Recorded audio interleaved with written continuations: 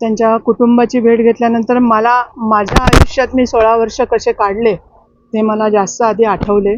कारण असाच दुःखाचा प्रसंग माझ्या पण आयुष्यात आला होता. फरक एवढाच होता की आज त्यांच्यासोबत गाव उभं आहे, माझ्यासोबत कोणी नव्हतं. आता तुमची फसवणूक झाली त्याच्यामध्ये राजीनामा घेण्याचा जो विषय आहे, मात्र तो राजीनामा घेतला जात नाही. अनेक अजित पवार जे आहेत ते धनंजय मुंडे यांना थेट पाठीशी घालतात. आपली काय मागणी आहे? नाही, ते पाठीशी घालणार नाहीत.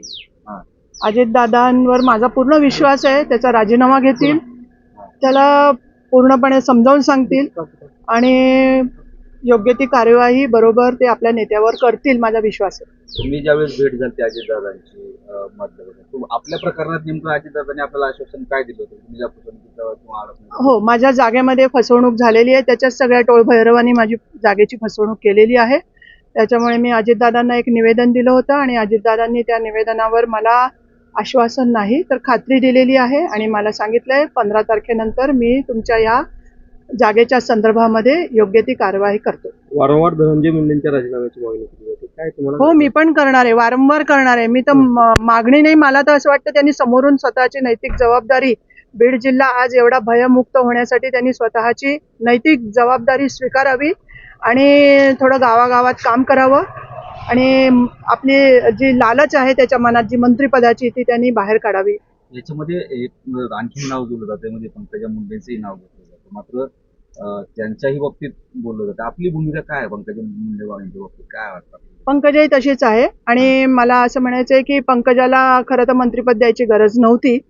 हा महाराष्ट्र शासनाचा निर्णय आहे, पण एका जिल्ह्याला 2 मंत्रिपदाची आवश्यकता नव्हती आणि आता तर राजीनामा घेऊन ह्याचं तर पहिले मंत्रिपद काढावं, हे माझी मागणी आहे आणि अजितदादा त्याच्यावर नक्कीच काहीतरी न्याय करतील. 302 सारखे गंभीर गुन्हे दाखल असतात. कुठेतरी गुन्हेगाराच्या समर्थनार्थ अनेक आंदोलनं कुठेतरी झालेली गेल्या कालावधीमध्ये पाहायला मिळाली. काय योग्य वाटतंय? म्हणजे मला नाही, गुन्हेगाराच्या आंदोलन होत आहेत, म्हणजे ज्याच्यावरती हो व्हायलाच पाहिजे ना, आंदोलन तर व्हायलाच पाहिजे. ज्याच्यावरती खुनाचे आरोप आहेत.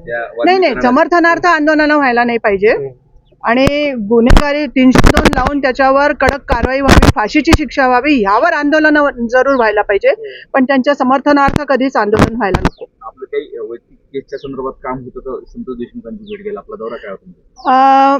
एक तर माझे चुलत सासरे आहेत ह्याचे सुधाकर महाजन, जे धाराशिवला असतात.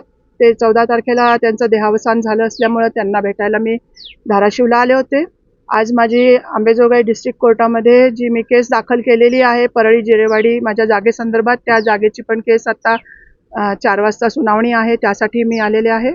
आणि मसाजोगचं दुःख हे माझं दुःख होतं, संतोष भाऊंच्या घरचं दुःख हे माझं दुःख, मी स्वतः समजून आलेली आहे. माझ्या घरच्या दोन्ही जे मंत्री झालेले बहीण भाऊ आहेत त्यांना फक्त व्हिडिओ कॉलवरून सांत्वन करता येतं, प्रत्यक्ष येता येत नाही, प्रत्यक्ष त्यांना मदत करता येत नाही, कुठल्याही प्रकारचं विचारपूस करता येत नाही. यासारखं दुःख नाही.